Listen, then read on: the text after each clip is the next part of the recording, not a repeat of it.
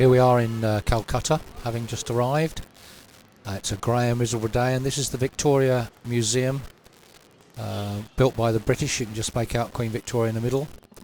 It's a horrible, grey, miserable, rainy day. Not very pleasant at all.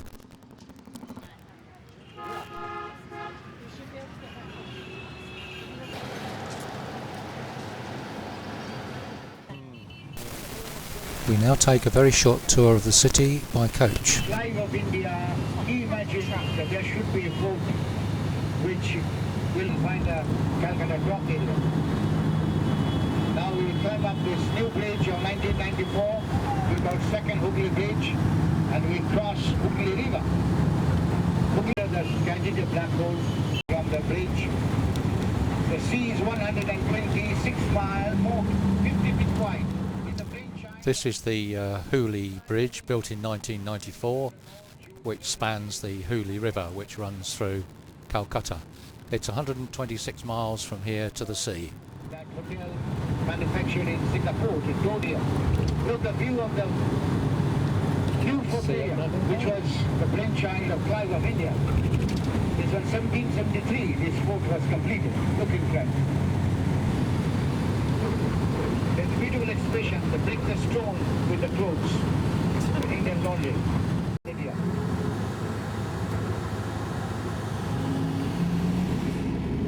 Now on the right side, and this is the Calcutta cricket ground where test matches are played. You can just about make out the green of the grass.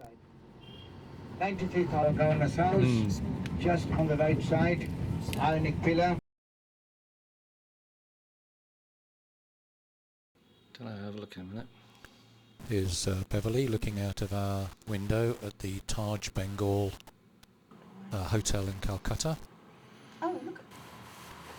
And these are bats hanging upside down. At first we thought they were nests, but they're actually bats of some sort.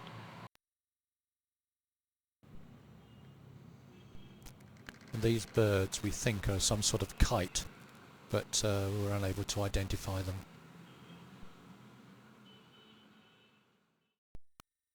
We've now moved on to Darjeeling, and this is a place called Tiger Hill. It's very early in the morning, and we're waiting for the sun to rise and expecting a fine view of the Himalayas.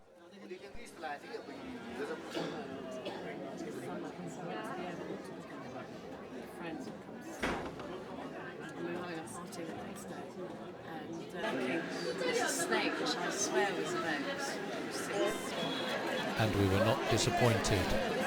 The highest mountain that can be seen here is Mount Kachachunga, the third or second highest in the Himalayas. Everest is way off to the left. The following day we're still in Darjeeling, but this time we take a walk to the Yellow Hat Monastery, watching the monkeys on the way.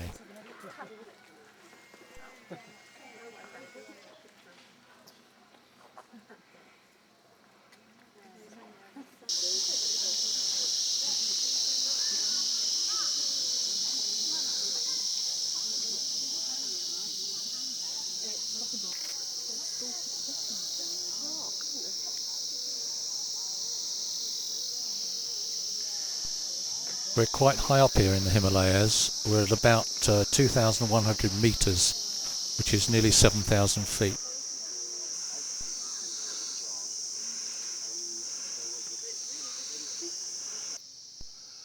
This is a Buddhist temple, and as such is festooned with prayer flags.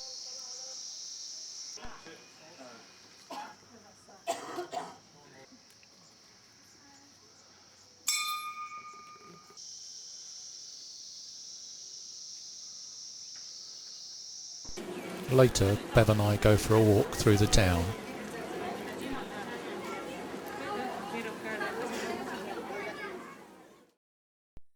It's Monday the 16th of October and we arrive in Sikkim. Sikkim is a state in India which is rather unique. It's treated as a separate country, primarily because it's bordered on three sides by three other countries, namely Nepal, Tibet in the north, and Bhutan to the east.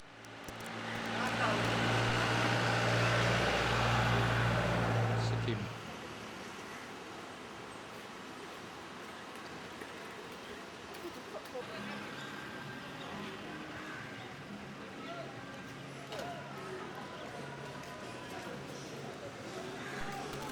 Here are a few shots of the border town, including some school children.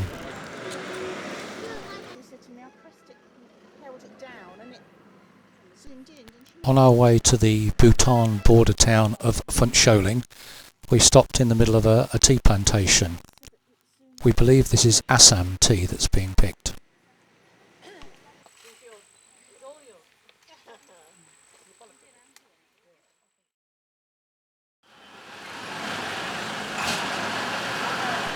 And this is the magnificent gate, which is the border between India and Bhutan.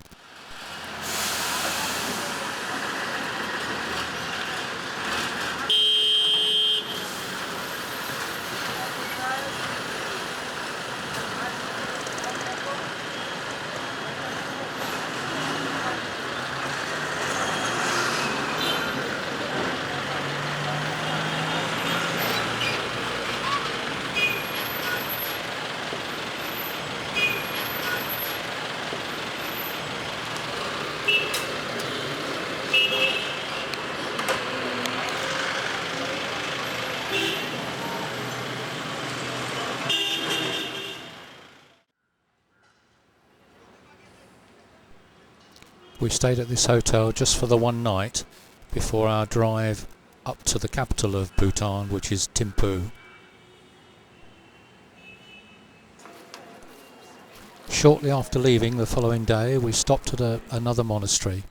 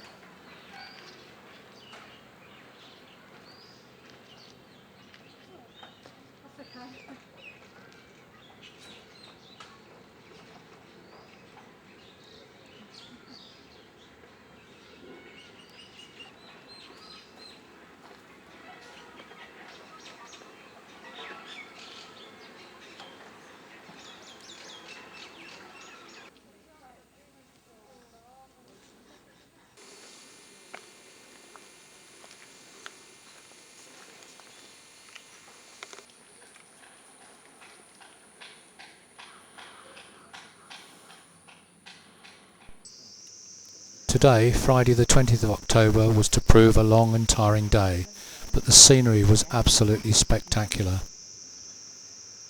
We stopped a number of times to stretch our legs, and at one point we actually walked for about half an hour.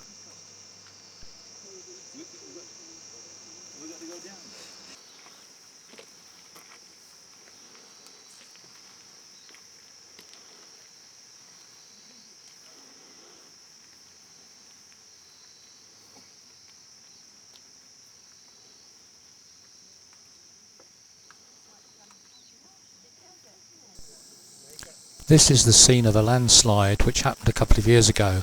It completely wiped out the road, and the town of Thimphu, or the capital city, was in fact cut off for several weeks.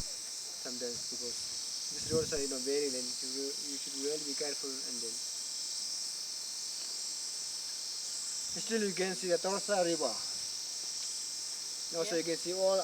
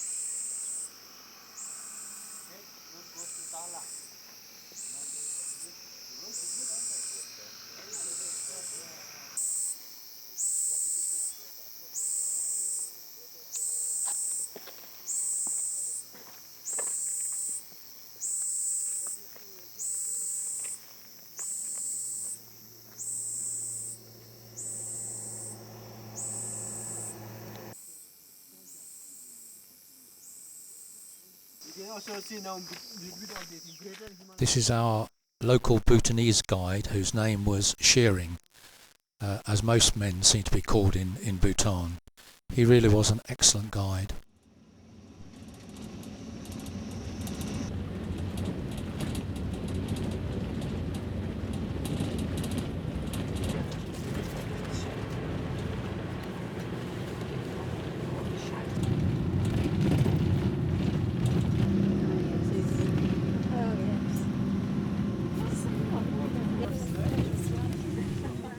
We came across this absolutely fabulous waterfall.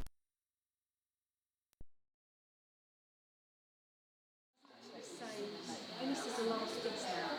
It doesn't say whether it's white, it just makes it all the same. Last 150 metres.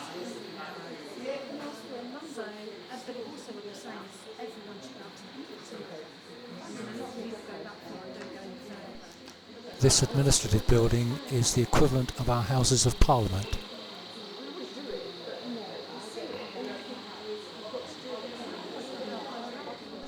If you look carefully in the centre of the picture, you'll see a 9-hole golf course.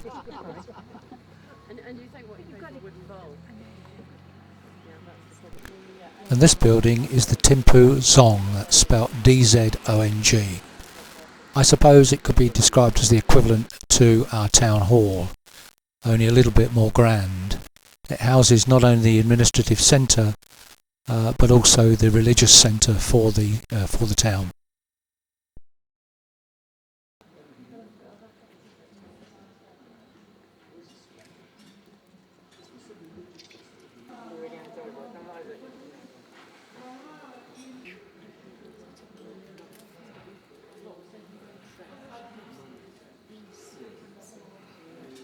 All over the country there are, I think, 20,000. Of course, we have some Tibetan people here, refugees. Where we used to have war. Also, like during the war, this is where we used to keep out. But currently, at present, all the zongs in Bhutan, they do the dance. Yeah. And in the Thimphu festival, for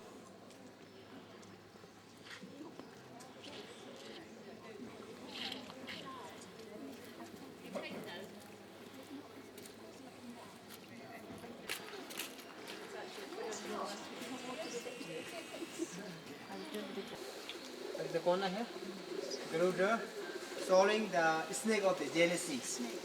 This is how he subdue the snake of the jealousy. Also, the subduing the mind of the evil spirit. It also indicates the Guru Rinpoche. Someday. Is he in? No, Saturday.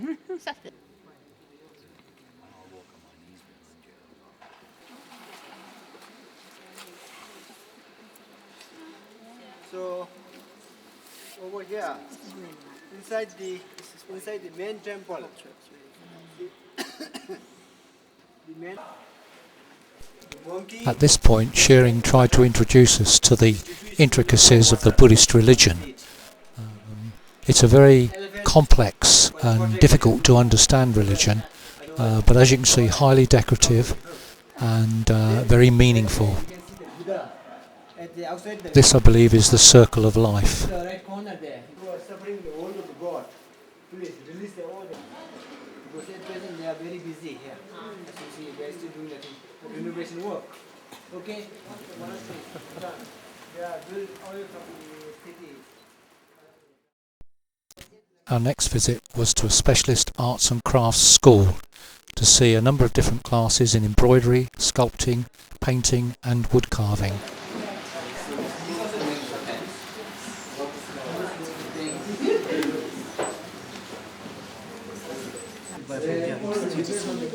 No, but I mean, you have a shop.